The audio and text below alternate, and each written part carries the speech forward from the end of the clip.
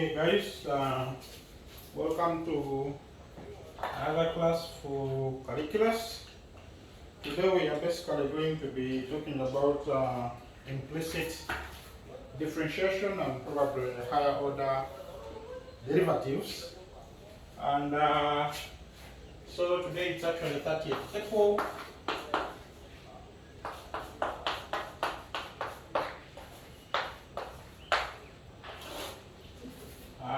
Today is 30th April 2021, and we are going to be talking about implicit differentiation. Remember, the opposite of implicit is explicit.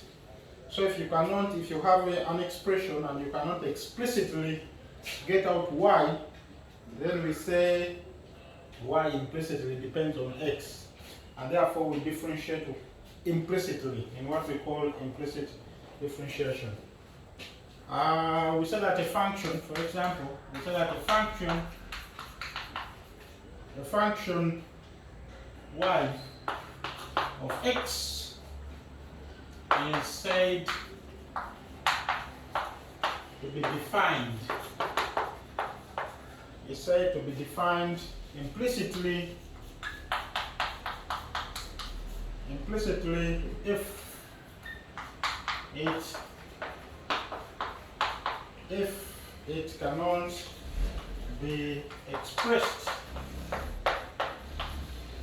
if it cannot be expressed in the form y is equal to f of x, where f is a function of x alone.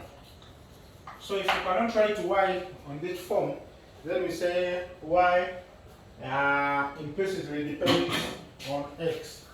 An example is, for example, y squared plus 2x squared y minus y cubed plus x squared minus x is equal to 0. When you see such an expression, you cannot make y the subject here, and this is only y implicitly depends on x, or y is implicitly defined. And then we say that in implicit differentiation,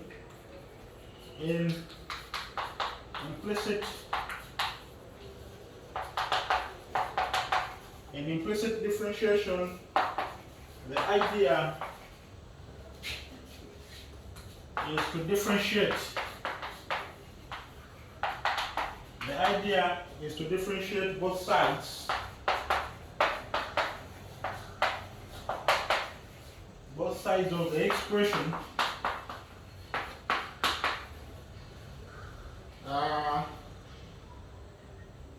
both sides of the equation, because the expression means it's not an equation. Both sides of the equation with respect to a given variable, say x. Of course, the variable can be time. In this case, we differentiate with respect to time, and then apply the chain rule.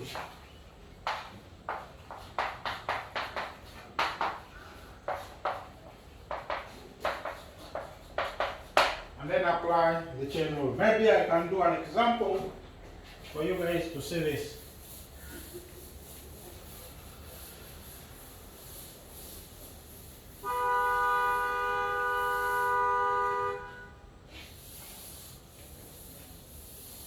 Let me do an example for you guys to see this. So, example,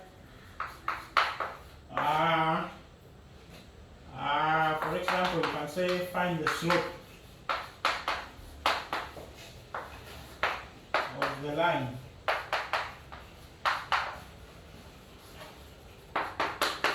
tangent to x squared over 16. This is an ellipse. Plus y squared over 25 is equal to 1. at the point 2 5 root 3 over 2. This is an example. Find the slope of the tangent line. And remember that the slope of the tangent line is the derivative at the point. In other words, it is dy by dx at the point. So what we do is differentiating both sides.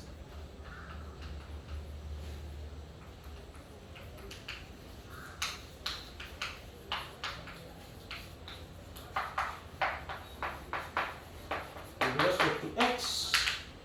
Differentiating both sides with respect to x.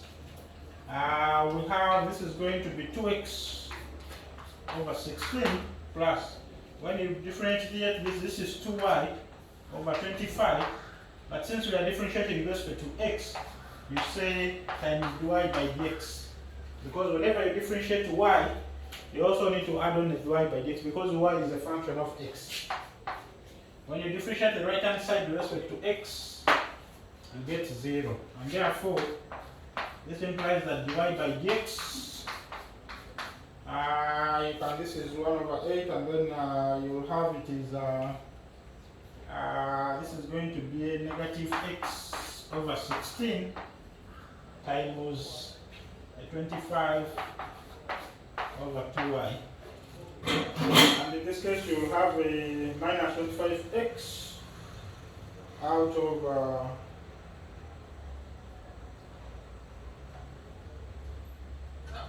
oh no, I have, this is 2 over 8, because I've cancelled out, and then this becomes a negative 25x divided by 16y. And that is the derivative, and then therefore, the derivative is the slope of the tangent at the point. So at this point, you can substitute in, where there is x, you substitute in 2, and where there is y, you substitute in 5 root 3 over 2, and then what you get is the slope of the tangent line at the point. Let us do another example.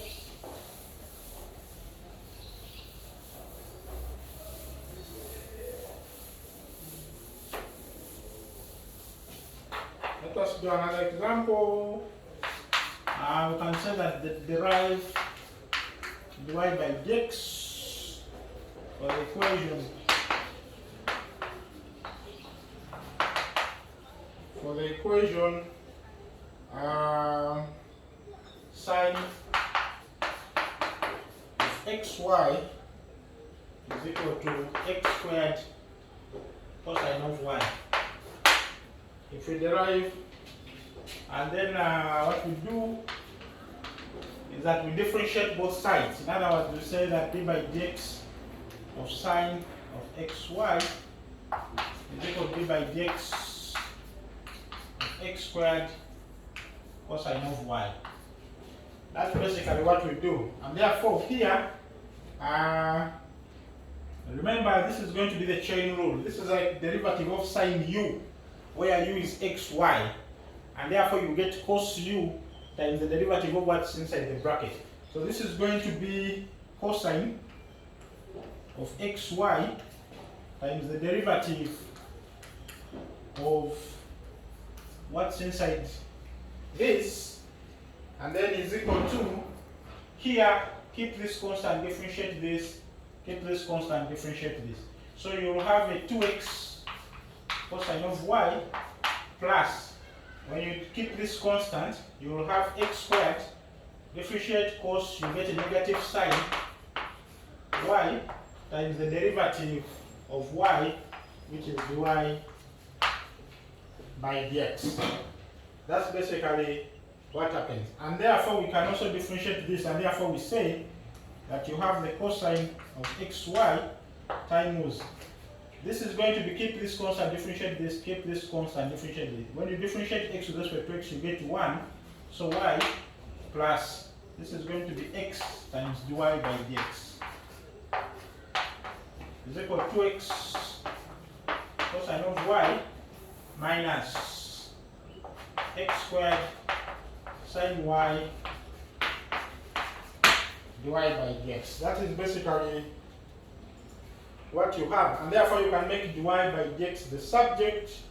You guys will agree with me that if you make dy by dx the subject, we shall say, because remember you bring this cos xy x plus, so you have x, then you'll have 2x cos of y minus y cos of xy divided by, this is going to be x cos of xy plus, this is x squared sine of y. And that becomes the derivative, this becomes the derivative of what you're looking for. So let us try out some numbers which you guys can try out when you get time.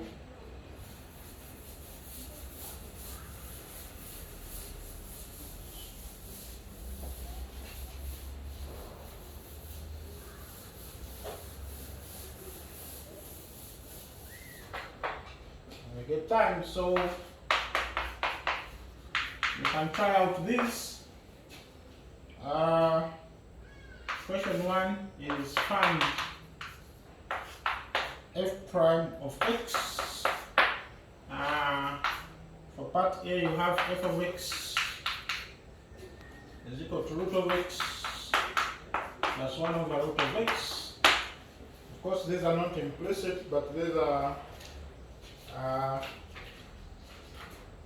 not implicit, but you just part B. This is explicit differentiation, x to the power 2 over 3 plus x to the power negative 2 over 3. And then part C is f of x, which is x squared minus 1 to the power negative 2 into x squared plus 1 to the power 2.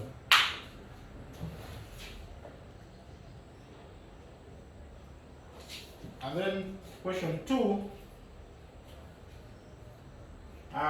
is find dy by dx by implicit differentiation. Find dy by dx by implicit differentiation. So for part A, we have x squared plus y squared is equal to 25. X squared plus y squared is equal to 25. Part B is x power half plus y power half is equal to 4. Part C is x is equal to tangent of y. Part D is x sine y is equal to y cosine of x. Part E, we have xy power half, or I'll say root of xy is equal to xy minus x.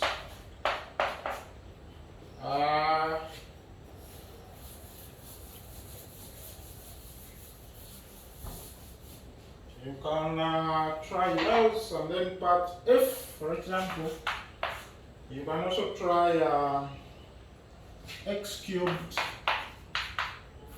plus x squared y plus xy squared plus y cubed is equal to 15.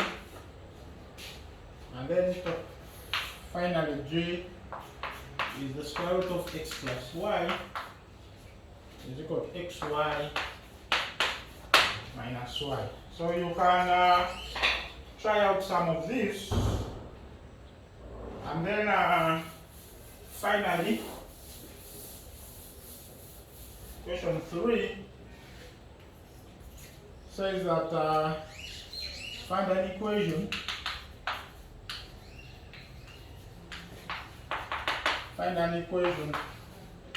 for the line tangent to the graph,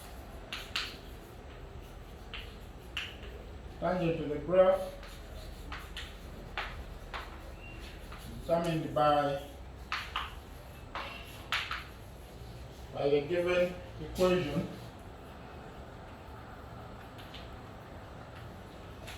at the given point. And then part A, find the equation of the tangent line for the following: xy is equal to 9 at the point 3, 3. Part B is x cubed plus y cubed is equal to 16 at the point 2, 2. Part C is x plus y divided by x minus y is equal to 4 at the point 5, 3. And then part D is y power 4 plus 3x minus x squared sine y is equal to 3 at the point 1, 0. So you can really try out some of these and see what you can get.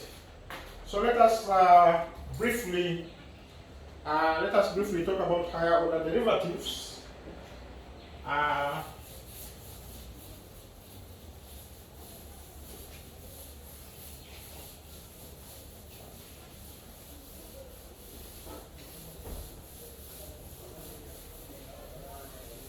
Let us briefly talk about higher order derivatives.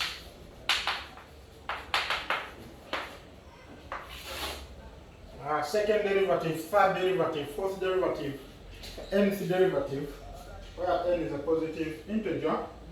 Now, we can say that using differentiation,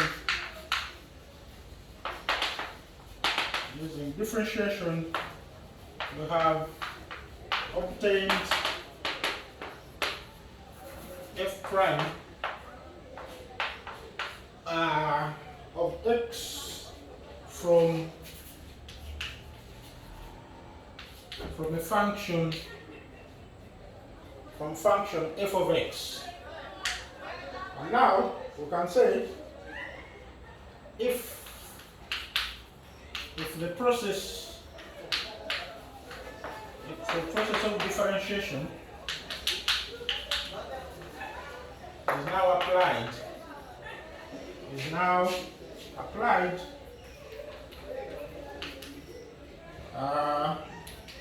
to the new function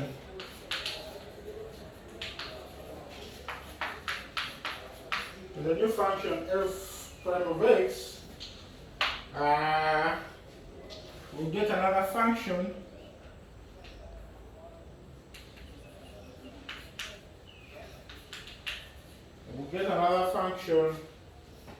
f double prime of x, which is going to be equal to the derivative f prime of x.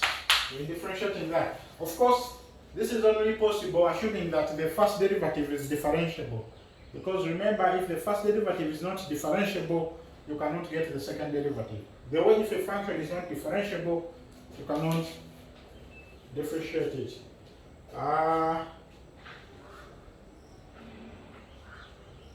F double prime all d squared y by dx squared. And we said that continuing the process,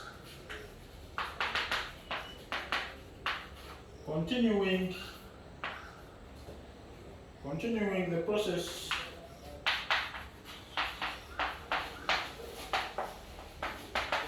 the process of differentiation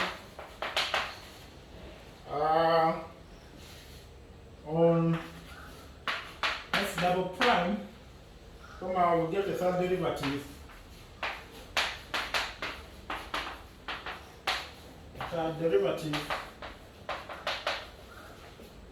if we call f equal prime of x, or you can also call it the cubed y by dx cubed. The cubed y by dx cubed. You can actually continue that. Therefore, we can say that we use fn of x, or the ny by the xn to denote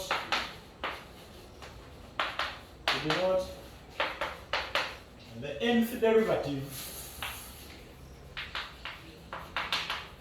The nth derivative of f for n greater or equal to 4. So you can say f of 4, f of 6, and so on, or before, by, and so on. An example is concerning acceleration. An example is that, for example, we saw earlier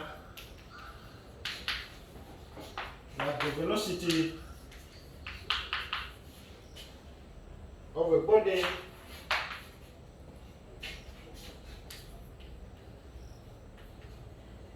can be obtained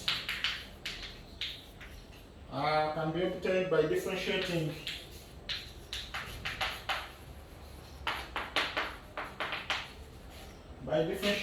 its position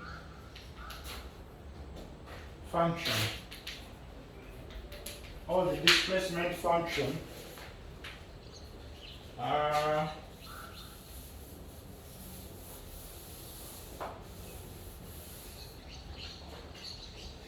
and then but the acceleration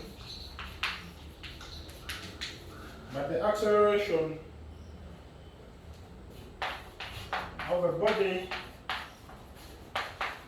is the rate of change of velocity. Is the rate of change of its velocity. Is the rate of change of its velocity.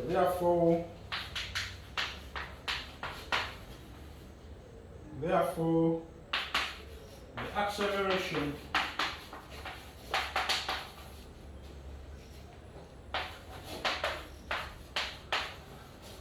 of a body is the second derivative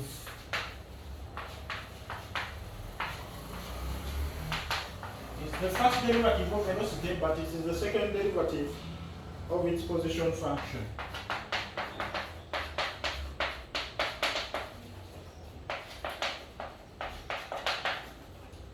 Its position function with respect to time.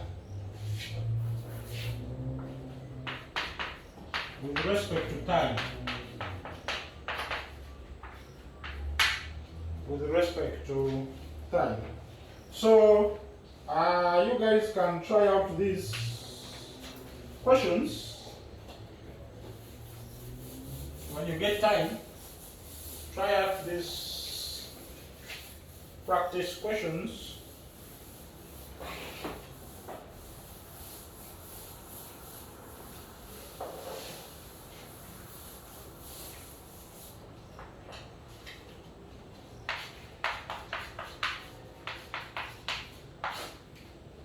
Try out of this.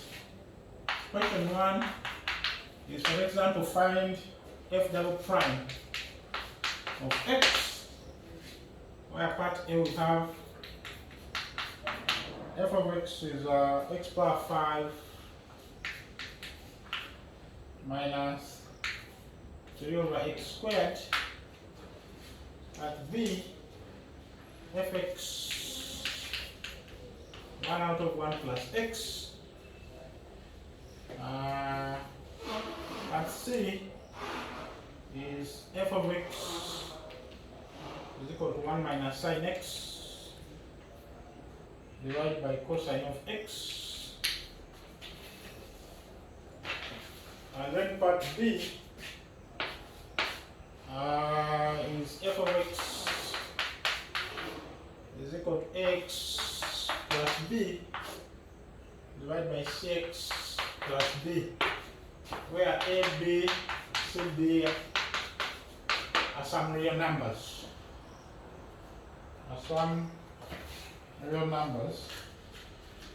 And then question 2 is find the squared y by dx squared. Of course, it is the same thing. Find the second derivative. Part A, you have y is equal to 1 out of x squared minus 2 divided by x power 4.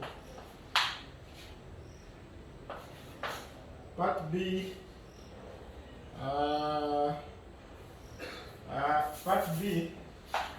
we already given that dy by dx is equal to, no, I told that y is equal to sec x tan x.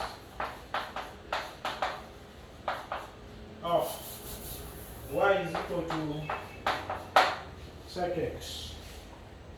Part C, we have y is equal to x cubed cosine of x.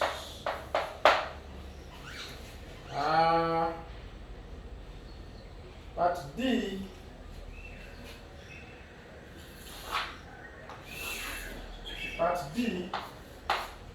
is y 1 out of 1 minus x cubed, and then part E is y is equal to x power n plus x power n. And then question 3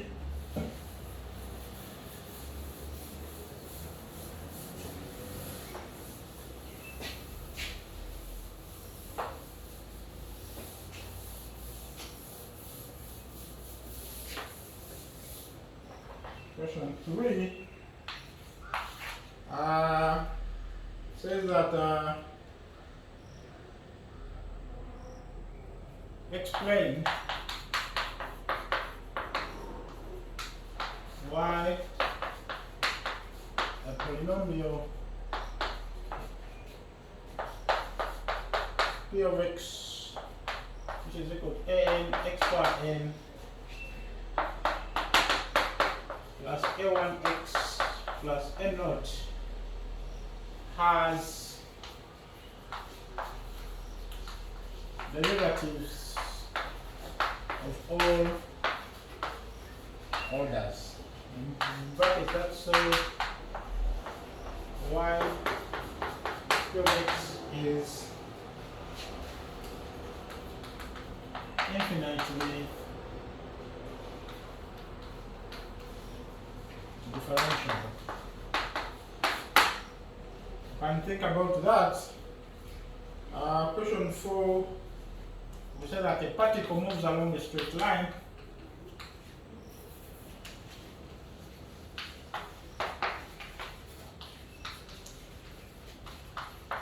So that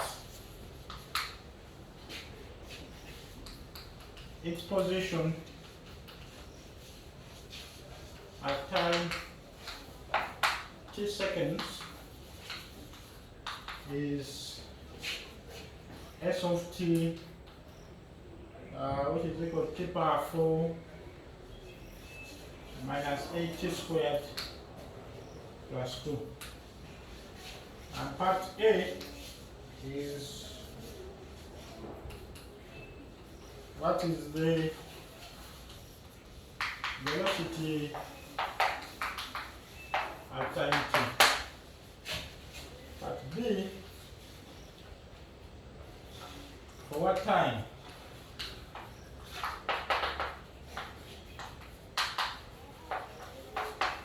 term is the velocity positive, and then C, what is the acceleration at time t?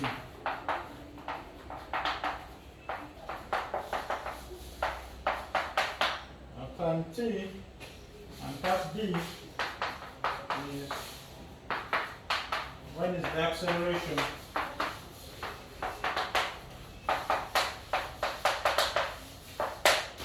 acceleration positive? And then question 5,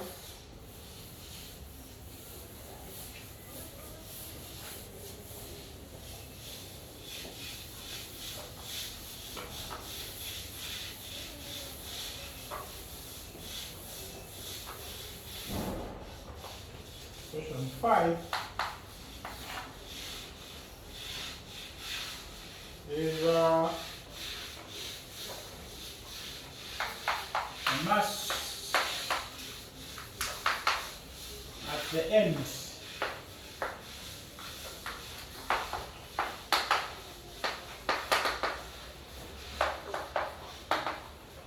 of a vibrating spring is located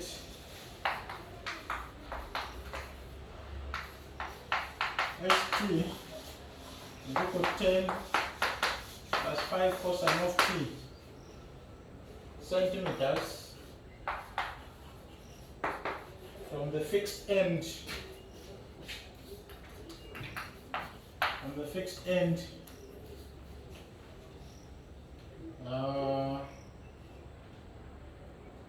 of a spring, spring 2 seconds after it is set in motion. Here we are talking about an horizontal spring or vertical spring, whatever you want. But of course it's horizontal here, so we are talking about that assuming that the motion is horizontal.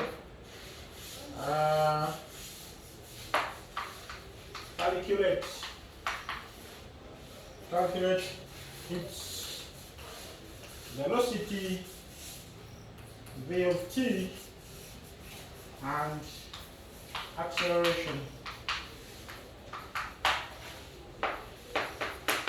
a of t.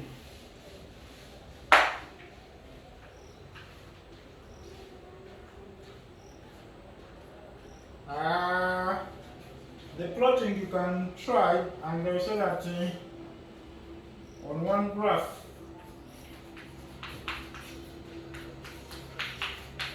plot the position, velocity and acceleration for 0 less or equal to 2 less or equal to 4 pi. Try to plot this graph, and then we say what is happening. What is happening to S of t when V of t is positive? What is happening to the position when V is positive, and also what is happening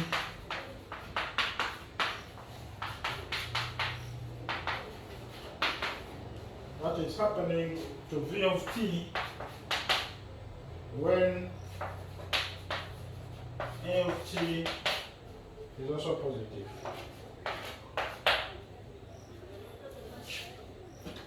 And then 2 more, and then we end this.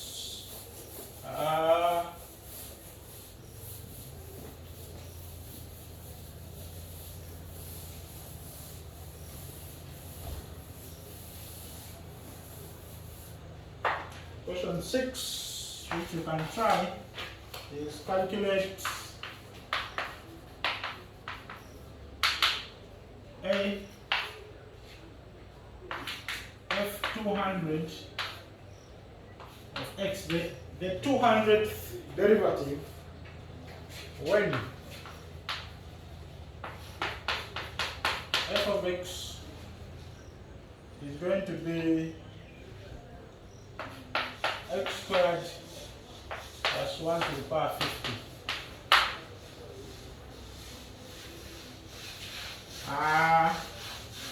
The f161, the 161th derivative when f of x is equal to sine x minus x. And then part C is the 33rd derivative of x when f of x is equal to cos x. What you have to know is that you don't have to differentiate this function 200 times. You have to create the first few derivatives and then see a pattern and then try to deduce what the derivative will be at 200. So you don't have to do 1, 2 up to 200. You just need to do a few derivatives and then notice a pattern and then use that to conclude. And then part D is f of 50 of x when f of x is equal to x cosine of x minus x. And then question 7 finally is that find the formula